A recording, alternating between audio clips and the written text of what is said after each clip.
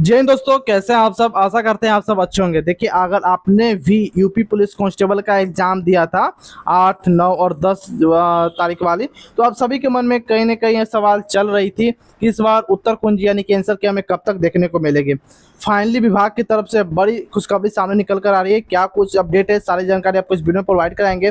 Channel पर visit किया तो चैनल को सब्सक्राइब कर सकते हो, बेल आइकन दबा सकते हो। सबसे पहले बात करते हैं जो है आंसर के रिगार्डिंग जो लेटेस्ट अपडेट आई है न्यूज़ में, उसके रिगार्डिंग सबसे पहले बात करेंगे। जो सबसे पहले मैं आपको बता दूं, जितना भी आपको श्रेय जाता है इंडिया टुडे को जाता है, मेरी इसमें किसी भी कोई भागीदारी नहीं है। तो सबसे पहले मैं आपको एक एक करके हेडिंग पढ़ा देता हूँ। देखिए, यूपी पुलिस कांस्टेबल परीक्षा 2026 समाप्त हुआ। 20 जून को जारी हो सकती है आधिकारिक उत्तर कुंजी, यानी कि आज तक, यानी क्या शाम तक आप सभी के आधिकारिक उत्तर कुंजी यानी कि ऑफिशियल आंसर की जारी कर दी जाएगी। क्या कुछ अपडेट है, सारे चीज़ें मैं आपको पढ़कर बताता हूँ। ये आपको यूट्यूब कर मैं आपको गूगल पर आपको देखने को मिल जाएगी। जैसे ही आप गूगल पर जाओगे क्रोम ब्राउजर पर, आपको लिखना होगा यूपी पुलिस कांस्टेबल आंसर की latest update India today news. सबसे पहले आपको ये आर्टिकल देखने को मिल जाएगी, इसे आप पढ़ सकते हो। बात करते हैं हम नेक्स्ट क्या करके सारा जानकारी आपको पढ़कर सुनाते हैं। उत्तर प्रदेश पुलिस भर्ती बोर्ड द्वारा आयोजित की गई कांस्टेबल भर्ती परीक्षा 2026 को लेकर अभ्यर्थियों का इंतजार खत्म होने जा रहा है। देखिए, गत 8, 9 और 10 जून को राज्य के विभिन्न परीक्षा केंद्रों पर सफलतापूर्वक संपन्न हुई इस लिखित परीक्षा की आधिकारिक उत्तर कुंजी विभाग द्वारा बेहद जल्द जारी की जा सकती है। ठीक है, सूत्रों और विश्वसनीय मीडिया की रिपोर्ट से मिल रही जानकारी के मुताबिक बोर्ड द्वारा 20 जून को आधिकारिक वेबसाइट पर अपलोड कर दी जाएगी। यानी कि उत्तर कुंजी है जो ऑफिशियल आंसर की है 20 जून तक, यानी कि शाम तक 7 बजे आप कर सकते हो या 6 बजे तक, आज शाम तक जारी कर दी जाएगी। जैसे कुछ अपडेट आएगी आपको इस चैनल पर देखने को मिल जाएगी। चैनल को आप सब्सक्राइब जरूर कर लेना, बेल आइकन दबा लेना। लेटेस्ट अपडेट जैसे ही आएगी उत्तर कुंजी की रिगार्डिंग हो या आंसर की रिगार्डिंग हो, आपको टाइम टू टाइम इस चैनल पर देखने को मिलती रहती है। तो अब आगे बात करते हैं, फुल डिटेल इसका पढ़ेंगे। देखिए, इस वर्ष उत्तर प्रदेश पुलिस में कांस्टेबल के लिए कुल 32,679 रिक्त पदों को भरने के लिए इस महापरीक्षा का आयोजन किया गया था। इस भर्ती के लिए प्रदेश और देश भर से रिकॉर्ड तोड़ 28,85,465 अभ्यर्थियों ने ऑनलाइन आवेदन किया था। देखिए, हालांकि 3 दिनों तक चली कड़ी सुरक्षा व्यवस्था के बीच आयोजित इस परीक्षा में कुल 21,92,000 लोगों ने पार्टिसिपेट किया था, यानी कि भागीदारी उनने निभाई थी। इस परीक्षा में सबसे खास बात यह रही कि इसमें निगेटिव मार्किंग, यानी कि जो हम कह सकते हैं निगेटिव मार्किंग, यानी कि नकारात्मक अंक, जो निगेटिव मार्किंग होती है अदर सभी परीक्षाओं में, इसमें नहीं देखने को मिले थे। हालांकि अगर बात करेंगे बिहार पुलिस में भी, तो उसमें भी आपको निगेटिव मार्किंग नहीं देखने को मिलती है। वहीं आगे बात करेंगे, इसे प्रतिस्पर्धा का स्तर काफ़ी दिलचस्प होने की उम्मीद है। यानी जो कंपटीशन है, फाइट जो करेंगे अभ्यर्थी एक सीट के लिए, काफ़ी दिलचस्प आपको देखने को मिलेगी, क्योंकि इसमें निगेटिव मार्किंग नहीं है। तो बहुत सारे कैंडिडेट्स ऐसे हैं जो फुल अटेम्प्ट अपना देते हैं। वहीं बात करेंगे, परीक्षा संपन्न होने के तुरंत बाद से ही बोर्ड तेजी से आगे की प्रक्रिया में जुट गया है। सिर्फ यह जिससे साफ हो गया है उत्तर कुंजी जारी होने के बाद अभ्यर्थियों को आपत्ति दर्ज कराने की, जिसे हम इंग्लिश में ऑब्जेक्शन बोलते हैं, उसमें लगाने के भी 2 से 3 दिन या ज़्यादा से ज़्यादा 5 दिन तक आपको समय दिया जाएगा। आई होप ये डाटा आप सभी को समझ में आ चुका होगा, ये आर्टिकल आप सभी को अच्छे से समझ में आ चुका होगा। आगे बढ़ते हैं और बात करेंगे कट ऑफ फाइनलाइज को लेकर। तो फर्स्ट ऑफ ऑल सबसे पहले टोटल वैकेंसी के बारे में बताता है। हालांकि सारे जो कुछ जानकारी आपको न्यूज़ में देखने को मिल चुकी थी, तो इस पर हम ज़्यादा विचार ना करते हुए आगे हम बढ़ेंगे। तो आगे बढ़ने में सबसे पहले आपको बता दूं कि इसमें टोटल 4 से 5 पदों के लिए इसमें टोटल वैकेंसी निकाली गई थी। पहला हो जाती है कि सिविल पुलिस, इसमें मेल फीमेल दोनों के लिए है, उसमें 10,459 टोटल वैकेंसी निकाली गई थी। यह डाटा मैं आपको इसलिए बता दे रहा हूँ क्योंकि जब मैं कट ऑफ एनालाइज करूंगा, ताकि आपको अच्छे समझ में आ सके कि क्या कुछ कट ऑफ बताई गई है और कैसे कैसे कट ऑफ बताई गई है। जिसमें बात करेंगे पीएससी आर्म्ड फोर्स, जिसमें सिर्फ मेल भागीदार लिए हुए थे, उससे 15,131 कैंडिडेट ने फॉर्म निकाले गए थे, उतने सीटों के लिए फॉर्म निकाले गए थे। वहीं बात करेंगे constable PSC special force male के लिए, तो 1,341 पदों के लिए वैकेंसी निकाली गई थी। बटालियन फीमेल के लिए बात करेंगे तो 2,282 पदों पर वैकेंसी निकाली गई थी।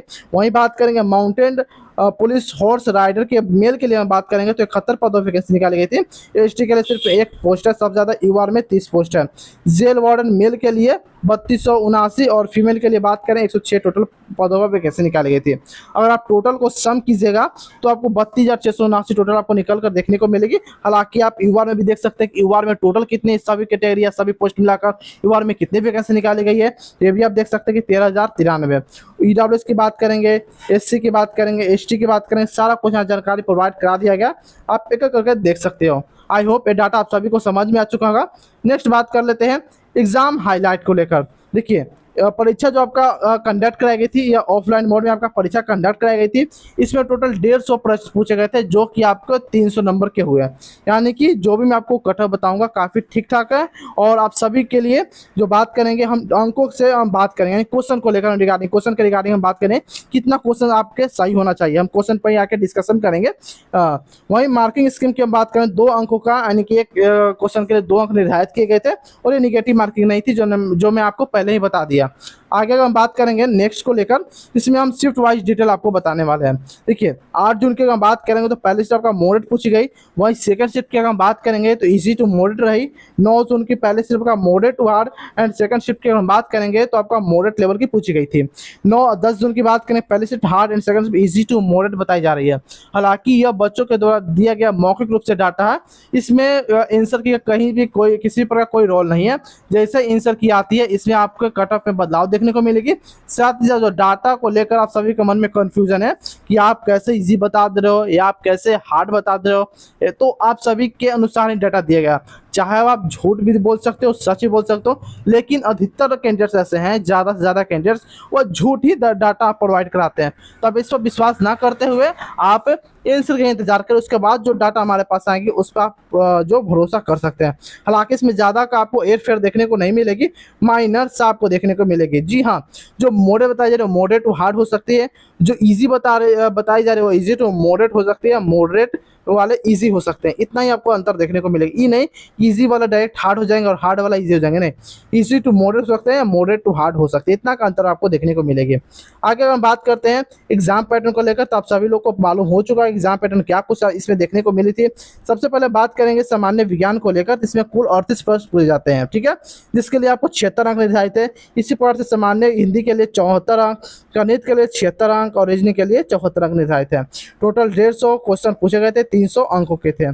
इसमें हालांकि बात करेंगे तो इसमें अलग अलग क्वेश्चन पूछ लिए गए थे कि जैसे कि सामान्य हिंदी में 37 प्रश्न पूछे जाने थे, लेकिन पूछे गए 40, किसी में 35 पूछे गए, यहाँ तक तो किसी में 30 प्रश्न पूछे गए। और मैथ का जो क्राइटेरिया था बढ़ा दी गई है। हालांकि मैथ जो कैलकुलेटिव पूछी गई थी।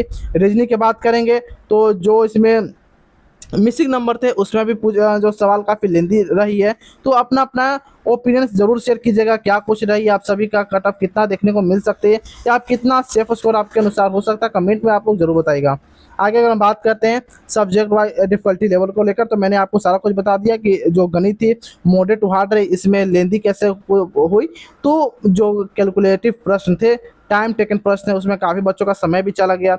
निगेटिव मार्किंग नहीं होते हुए भी उम्मीद ऐसा जताई जा रही है कि विशेषज्ञों द्वारा कि जो आंसर की आएगी उसमें बहुत सारे कैंडिडेट्स का मार्क्स में घटाव देखने को मिल सकते हैं, क्योंकि बहुत सारे कैंडिडेट्स ऐसे हैं जो उनमें पूरा में पूरा यानी कि फुल अटेम्प्ट भी नहीं किए थे, ठीक है, क्योंकि उसमें टाइम का दिक्कत हो चुकी थी, टाइम उनको प्रॉपर नहीं मिल पाया।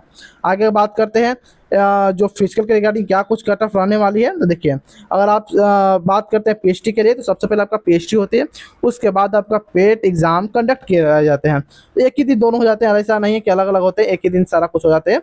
सबसे पहले आपको हाइट मापी जाती है, तो आपकी हाइट के लिए यह कुछ आपके लिए क्राइटेरिया है, जैसे कि अगर आप मेल कैंडिडेट हो तो 167 सेंटीमीटर और अगर आप फीमेल कैंडिडेट हो तो 152 सेंटीमीटर, एसटी के लिए 160 और फीमेल एसटी के लिए 147। इस व्हाट्सएप पर हाइट चेस्ट वगैरह देख सकते हो। महिला के लिए वजन 40 केजी होना चाहिए कम से कम। दौड़ की बात करेंगे तो 4.8 किलोमीटर 25 मिनट में, महिला के लिए 2.4 किलोमीटर 14 मिनट में कंप्लीट करानी है। और सबसे ज़्यादा बात करेंगे 3 गुना कैंडिडेट्स को बार सेलेक्ट किया जाना है क्या चीज़ के लिए, तो फिजिकल के लिए 3 गुना कैंडिडेट इस बार सेलेक्ट होंगे। जी हाँ दोस्तों, यानी कि 98,000 के अप्रॉक्स टोटल कैंडिडेट इस बार सेलेक्ट होंगे। एक्यूरेट अगर डाटा की बात करेंगे तो 98,037 टोटल कैंडिडेट इस बार सेलेक्ट होंगे। आई होप ये डाटा आप सभी को समझ में आ चुका होगा। अब बात कर लेते हैं नेक्स्ट, यानी कि हम जो मिनिमम क्वालिफाइंग मार्क्स को लेकर। इस अगर आप ओबीसी ईडब्ल्यू से बिलोंग करते हो तो 300 में से अगर आपको 120 अंक बन रहे तो आप मिनिमम क्वालिफाइंग मार्क्स यानी कि पास कर जाओगे, इससे कम है तो आप फेल कर जाओगे, और फेल कर जाओगे आप समझ सकते हो आपके साथ क्या किया जाएगा।